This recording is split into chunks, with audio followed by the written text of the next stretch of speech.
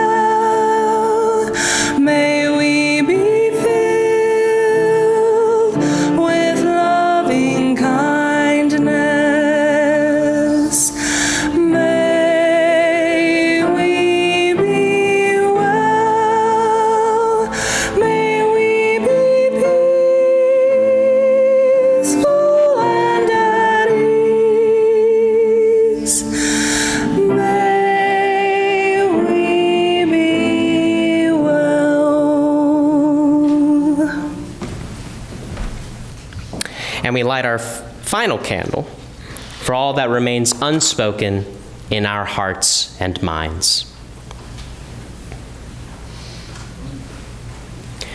Before we begin our Soapbox Sunday, I wanted to give you all a quick history lesson. President Abraham Lincoln, we all know him to be a great public speaker, but there was one speech in particular that Lincoln knew in his heart had fallen short. The applause he received in response was the first sign. It was barely enough to qualify as polite. Stepping down from the podium, he turned to an associate and said, quote, "That speech won't scour. It is a flat failure," unquote. In the press, many of them agreed.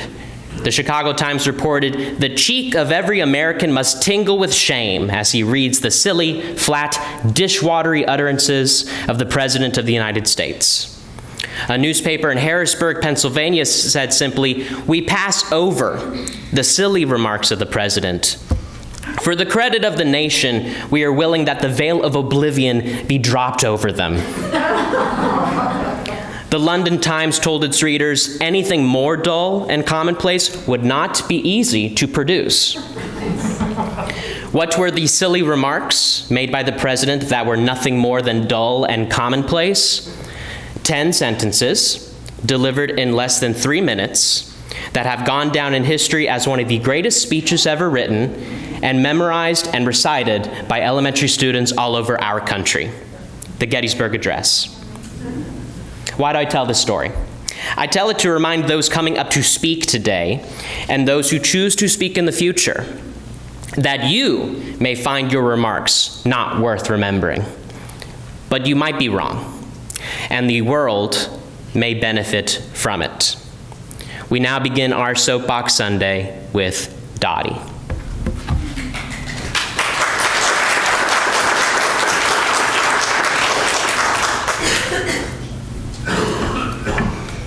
Thank you.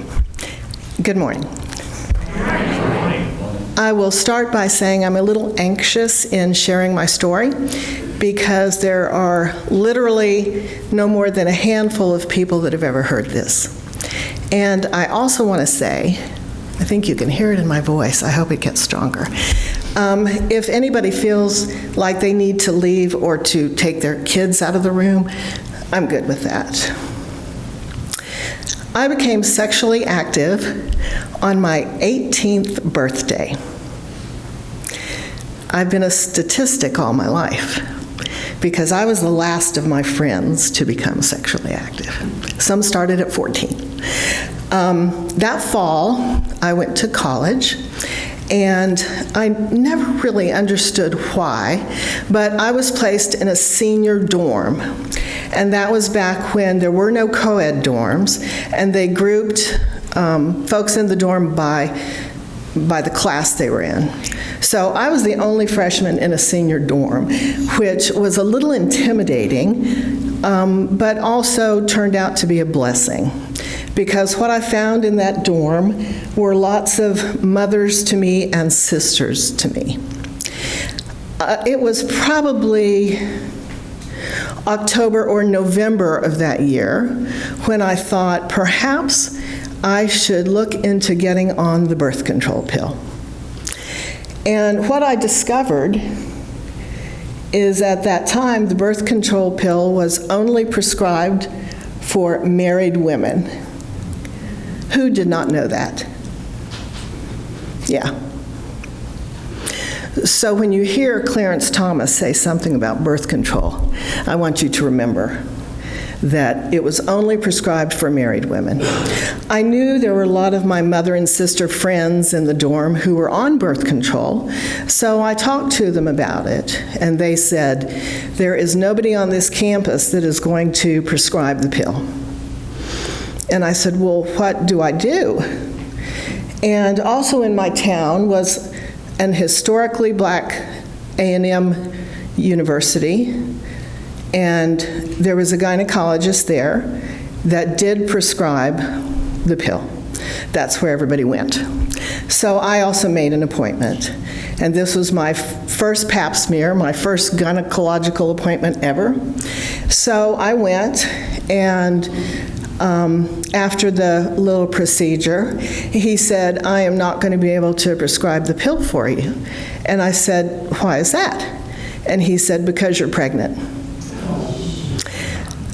Which, wow, that was a pretty amazing visit, because it was not what I expected at all. So I went back to the dorm, and I shared it with my roommate, who was a mother friend, and she spread it throughout the whole dorm, which was appropriate. I mean, it was fine with me, because I had known in the short few months that I was there of other students who had become pregnant, some of whom had left and gone home, and some of whom had had an abortion and returned to school.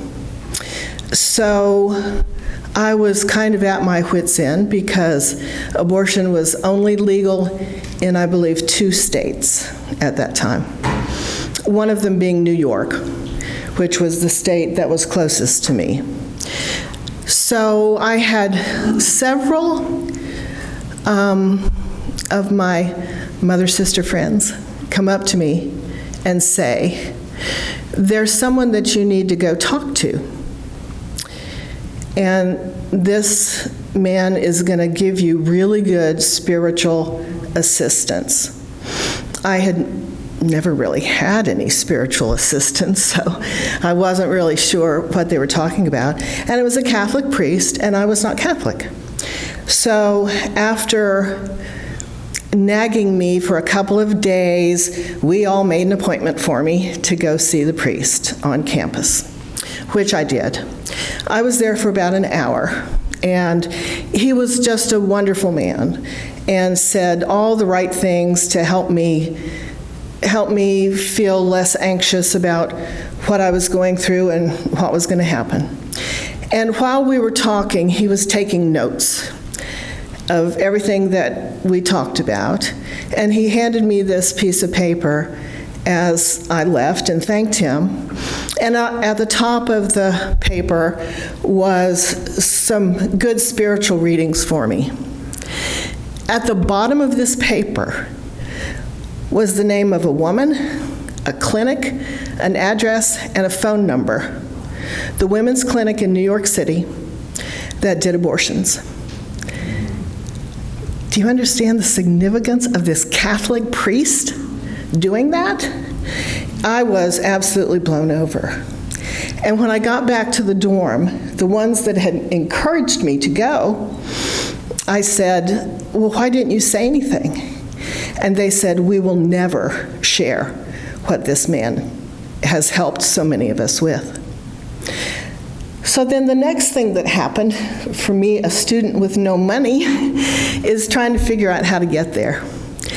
And they did for me what I had done for others, which was to put $5 in a basket, pass it around in Divinity dorm, and they took that need to several other places. I had the funding then to go. I made an appointment. I flew to New York. And when I got there, it was not anything that I expected. Ann, could you give me my water? Could you pass my water up to me? Thank you. I was placed in a group of 6 other women. I was not the youngest. There was a woman who had 8 children and did not feel like she could take care of 8 children, much less have another one. There was a woman who had been raped and found herself to be pregnant. And the other stories were very similar. So my first surprise was that I was in a group of 6 women. And what we did for 2 hours is we went through a counseling session. And the counseling session told us exactly what the procedure was going to be like. It talked about how you may feel afterwards, the emotional aspect, the spiritual aspects. It was exactly, I felt like, what everyone needed.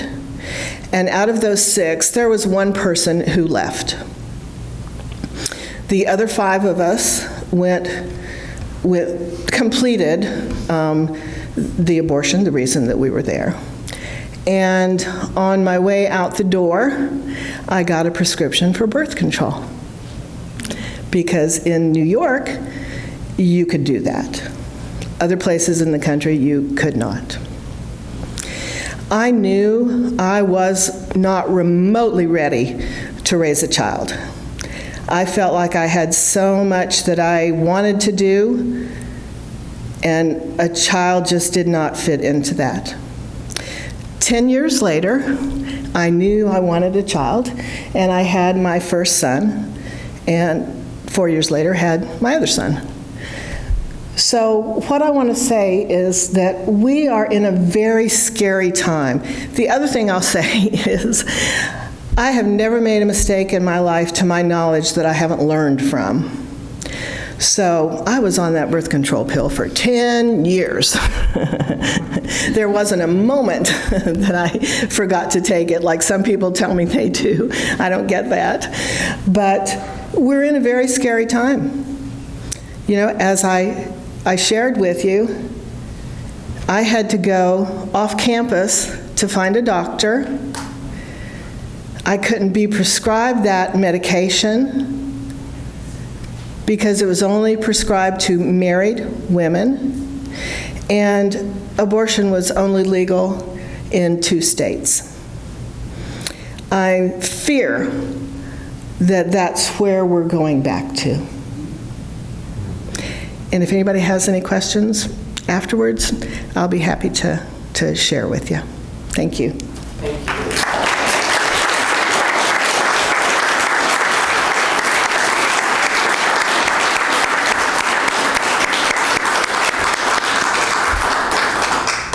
Thank you, Dottie. Very brave. We now continue with Cindy.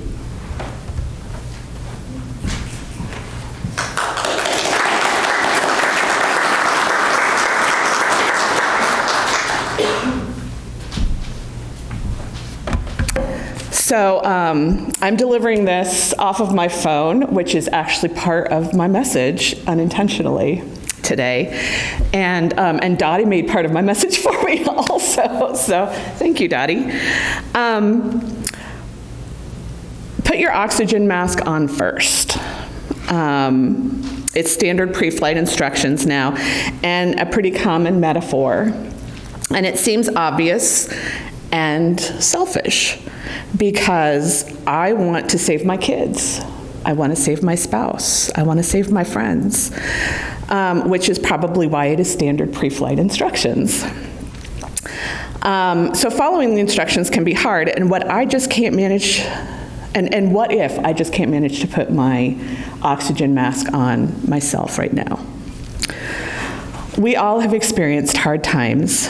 Some of them are long-term, some a flash in the pan, some are life-threatening, some life-changing, and some just make you late for supper. And hard times are not a competition. And sometimes it's hard to remember that. There are so many influences that teach us the opposite. There's an American mythology, the romance of the rugged individualist. We are independent. We should be able to put on our oxygen masks while pulling ourselves up by our bootstraps. And we shouldn't make a bother for other people who are busy putting their own oxygen masks on.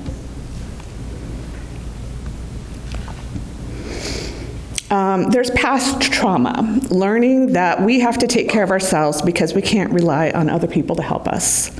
And there's the effects of current trauma, which might make it hard to focus, easy to get overwhelmed, and by turns lead to crankiness, tears, and a need to turtle. Current trauma can make it hard to know what we need. It can make it hard to ask. It can make it hard to accept it when someone else has to set a boundary and say no when we ask for help. Recently, we've been handling a difficult health issue in my house. It is private, and that's okay. I can maintain my privacy and ask for help. I am independent and utterly capable, and that's okay. I can be utterly capable and ask for help. You might have noticed, but I'm also a rugged individualist, and that's okay. I also am part of a family, part of our church community, and part of an organization that centers compassion, and I can ask for help. I have been disappointed sometimes by those close to me, and that's hard. And a normal response to disappointment is to not ask for help so that I'm not disappointed again. However, that paints everyone with a really broad brush of distrust, and that's very lonely. So instead, I can offer the opportunity for other people to show up for me, and some of them will, and I can ask them for help. For years, I've shared with my friends and family that our people, their people, love them and are eager, even anxious to help, to be able to do something helpful, especially when there isn't a lot for them to do. Our friends and chosen families hurt when we're hurting. They want to respect our boundaries, and it is a gift for them when we let them in. Our communities want to help lift us up, and for many of us, it's just returning a favor that we were happy to do. And then I had to take my own advice. It's really hard. To be unsure what I need, to admit I have to step back, to let go of commitments to other people, to let them down, to set boundaries that exclude work I love. Even harder is admitting that I'm not okay. Sorry.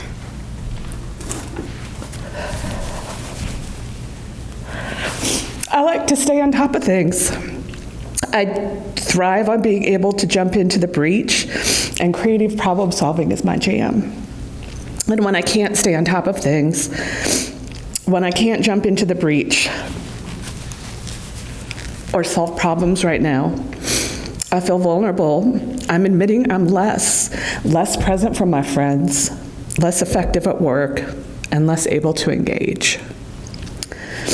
And that's why it's important to share when we're not okay, to ask for help as utterly capable people, as rugged individualists, and as people who have trouble trusting, and as people who are part of community. When people, strong people here at HVUC, share that they're struggling, it doesn't change how I perceive them. It doesn't change how I see their essential character. And I have to trust that when I admit I am struggling, it doesn't change how people perceive me and my essential character. So thank you, my friends and emotional mentors, for offering that example. Our willingness to share when we're not okay helps us, and our model can help others ask for help when they're not okay too. Asking for help was hard, and it was putting my oxygen mask on. And I leaned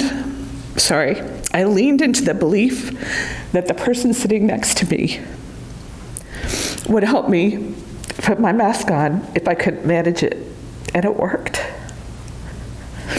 My people have been here for me, reminding me to do something fun and just for me, picking up the slack until I'm able to jump in again, and even simply letting me know when they're thinking of me. I love you all.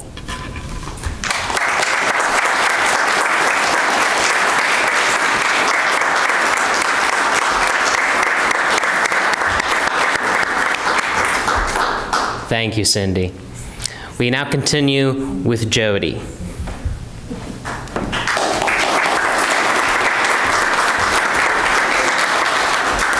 Good morning.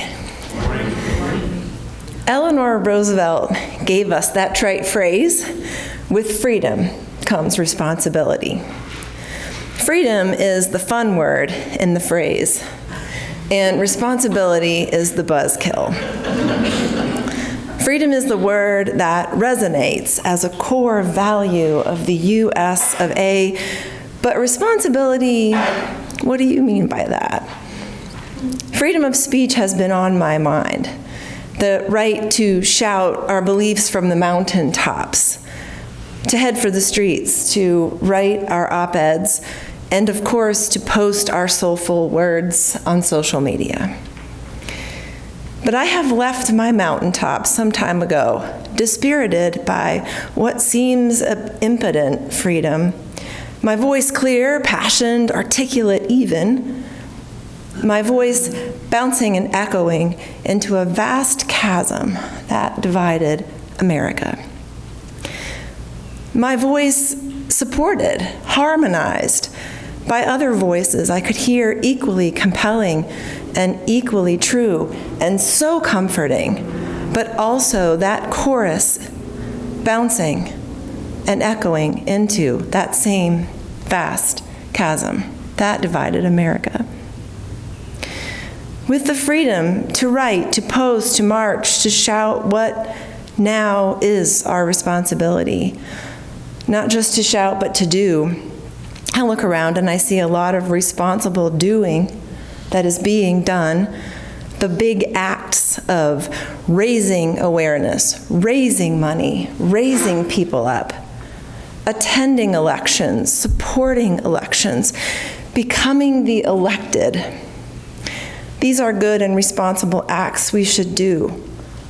But while we can build organizations for our causes, win elections in our favor, and write policies and laws that fit our beliefs, how does the responsible person address the chasm this polarized world will not do for me? I have been on a journey to explore the responsibility of knowing those with whom I disagree. I have come down off my mountaintop and way out of my bubble. I have been finding people who want to have a coffee and talk about how to deal with raising teenagers, their favorite beach vacation, and why they like their hybrid vehicle. We have dropped our megaphones and come with a strong desire to know each other as humans regardless. We come with a willingness to be uncomfortable, to be offended, to be expected to answer pointed questions at times, and to find we are each passionate but not as articulate or well-versed as we had hoped or believed. We come with a flexibility and openness that lets us laugh at each other, roll our eyes and shake our heads at each other and say things like, "You actually believe that? You've got to be kidding me." It's a responsibility of commitment to relationship over being right or always standing for something, and I don't know, or maybe don't even care anymore, if it will work to my benefit, serve any particular cause, or even address the chasm. But it is the responsibility I am taking in turn with my freedom to speak.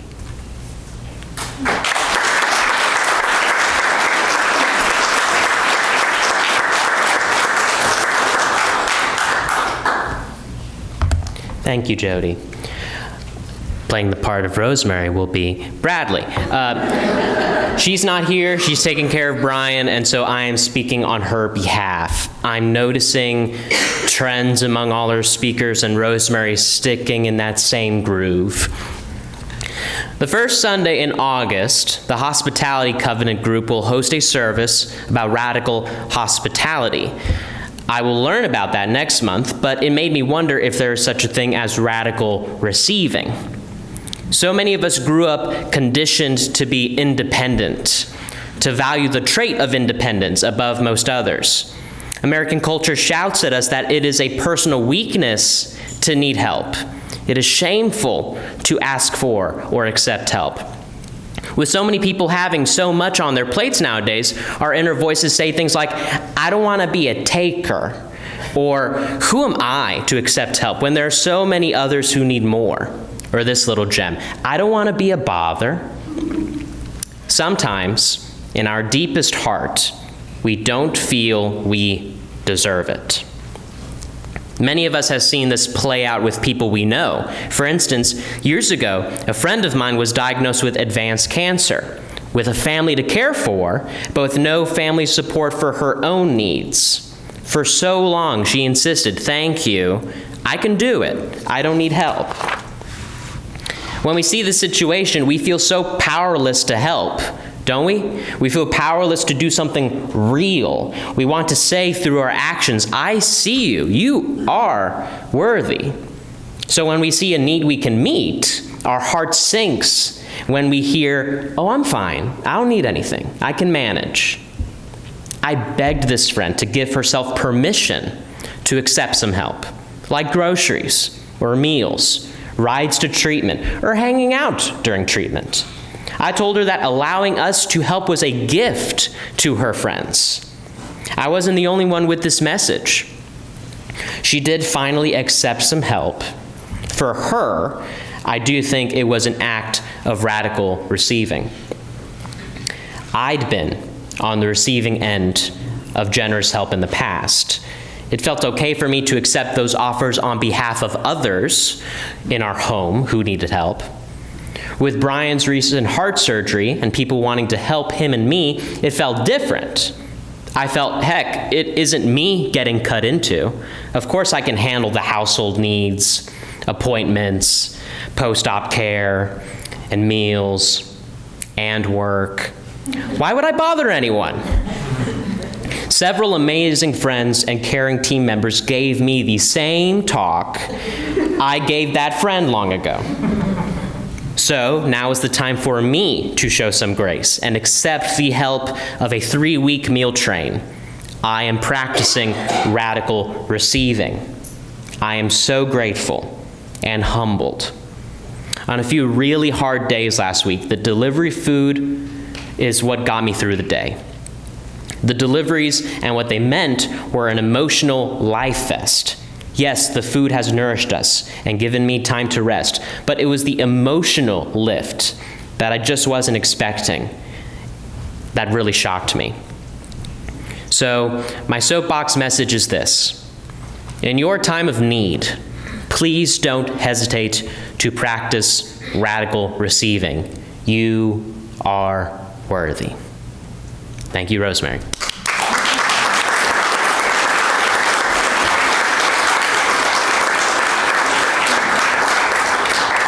We're going to extinguish the chalice now. We extinguish this flame, but not the light of truth, the warmth of community, or the fire of commitment. These we carry in our hearts and share with all the world.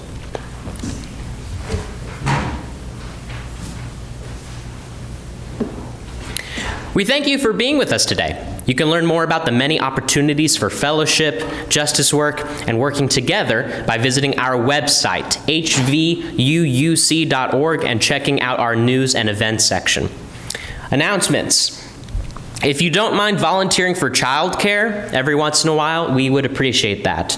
Sometimes our childcare staff have to cancel on us at the last minute due to life or sickness, and we're a bit short on our backup list.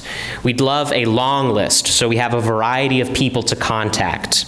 So if you're willing to help, email childcare@hvuuc.org for a background check and to get on the list. And just as a reminder, thank you to those who sit on this side to give room for latecomers on this side. Thank you for those who sit on this side who don't have fragrances on them, because this side is a fragrance-free zone for our church members who are allergic to fragrances. And thank you for supervising your children when they're on the playground during coffee hour. Your benediction. There is too much hardship in this world to not find joy every day. There's too much injustice in this world to not right the balance every day. There's too much pain in this world not to heal every day. Each of us ministers to a weary world. Let us go forth now and do that which calls us to make this world more loving, more compassionate, and more filled with the grace of divine presence every day. Karis is about to come back up here to lead us in our closing hymn, and this is also when we will pass the offering plate. The contributions that you make during the offering supports the ways that we care for each other within this community, and also gives us the resources we need to stretch out beyond these walls to make a positive impact in the world. If you're making a pledge payment, please mark it as such. And thank you so much for your contributions. I feel very fulfilled. That was such a wonderful service. Thank you all so much for speaking. If you would like to rise in body and or spirit, our closing hymn this month will be We Give Thanks, 1010 in the teal hymnal. We'll sing it 3 times through. Oh, we give thanks for this precious day, for all gathered here and those far away, for this time we share with love and care. Oh, we give thanks for this precious day. Oh, we give thanks